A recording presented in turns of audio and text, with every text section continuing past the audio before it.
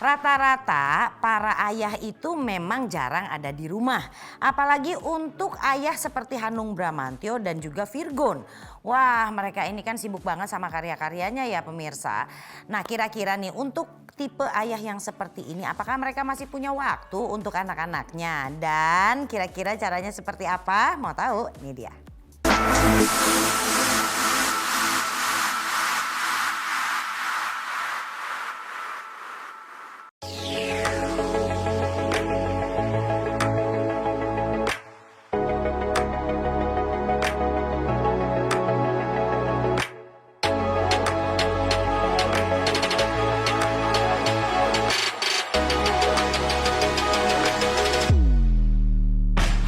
Cewek ini udah mulai rada remaja nih mas. Mungkin ada protek juga nggak sih atau gimana untuk yang cewek?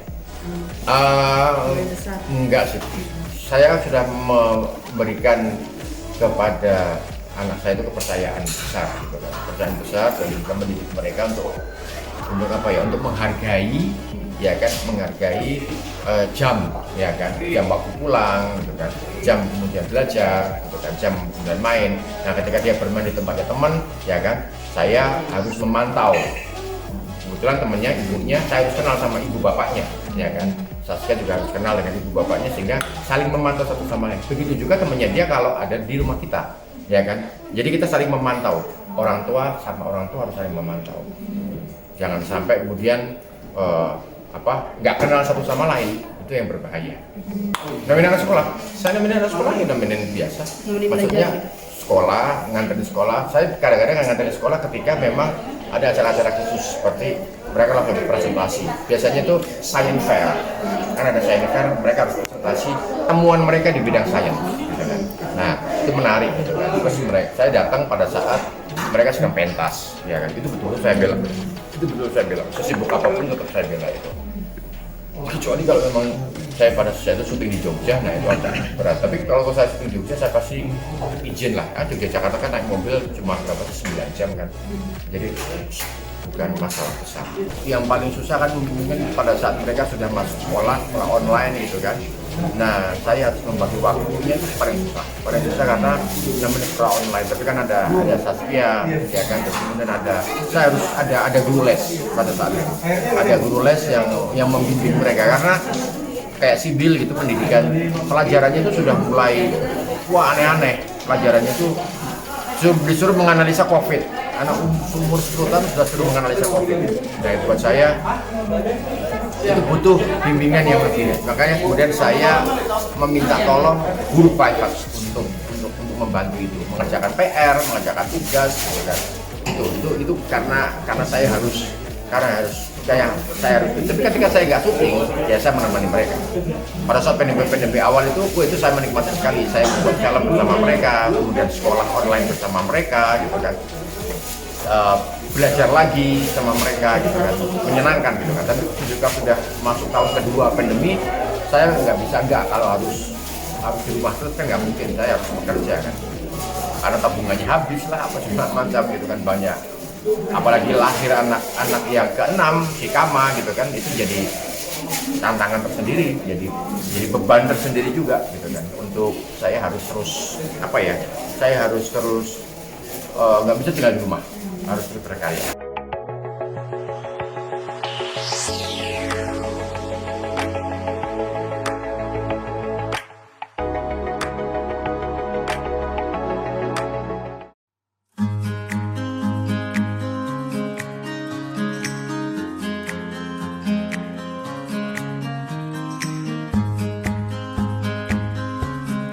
Gue sedang menikmati setiap detik prosesnya ya, karena momen-momen anak itu kan gak akan terulang ya.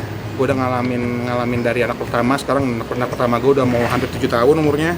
Ada masa-masa yang udah nggak ada ada momen-momen yang sudah lewat dan nggak akan terulang, dan akan ada momen baru lagi. Jadi akhirnya mungkin karena jaraknya 4 tahun gitu, dan yang laki-laki ini 2 kan agak nempel. Jadi serunya adalah ya udah, gue harus ngejagain mereka bermain ya, karena laki-laki kan lebih barbar ya. Kadang-kadang adanya ditiban, adanya dipiting gitu-gitu sih. Gue lebih ngejagain aja sih sekarang. Dan serunya mungkin karena gue laki-laki, punya anak laki-laki, jadi secara motorik sama gitu. Gue main bulet-buletan lah, ngusel-ngusel, itu sih yang lagi gue nikmatin. Ya mungkin 5-4 tahun ke depan mereka nggak akan mau lagi, jadi gue nikmatin aja. Mereka masih mau diusel-usel dan masih bau bayi ya. Mungkin 5 tahun lagi kan bau matahari, jadi kan nggak akan ada lagi momen itu, jadi gue nikmatin banget.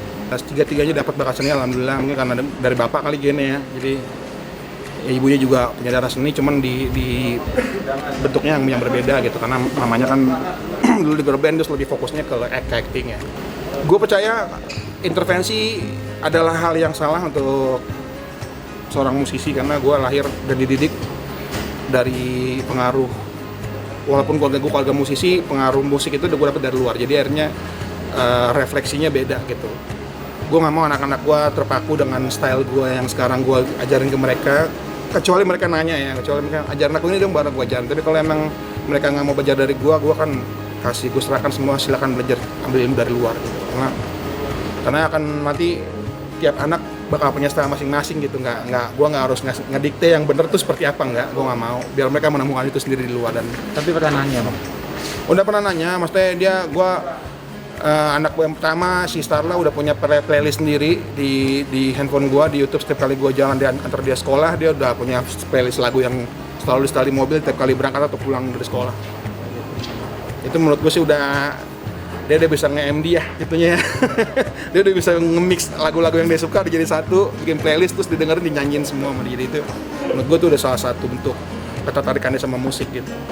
Iya, ya seru lah bagi-bagi tugas sama istri. Kebetulan juga gue masih yang dua, yang kecil-kecil ini masih dimandiin ya. Gue juga kadang-kadang nggak ganti-gantian sama istri gue mandiin. Gue nggak pernah ngasih sama pembantu untuk nyentuh badannya, jadi gue mandiin sebisa mungkin, atau gue atau istri gue yang mandiin. Jadi ya itu proses yang gue nikmatin gitu, karena gue nggak mau kehilangan itu sih.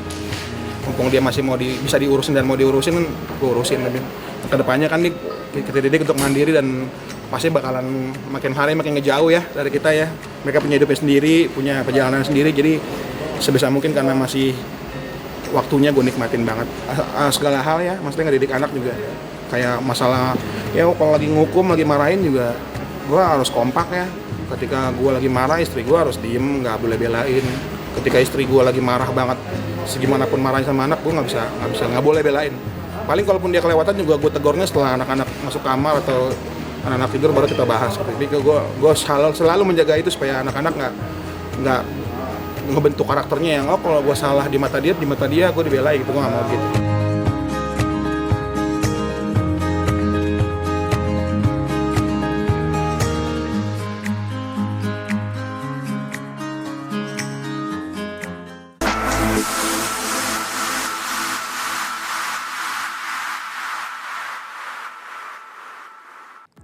Wih, luar biasa loh, kurang sibuk apalagi sih mereka ya kan pemirsa. Tuh, jadi buat bapak-bapak ya yang selalu bilang aduh saya sibuk gak ada waktu, jangan sampai Anda kehilangan momen. Nanti begitu dewasa anaknya itu udah gak butuh lagi orang tuanya ya kan, gak akan mau gelendot-gelendot kayak sekarang, sedih loh. Oke, masih ada lagi cerita dari selebriti Indonesia lainnya, jangan kemana-mana ya, tetap di Celebrity.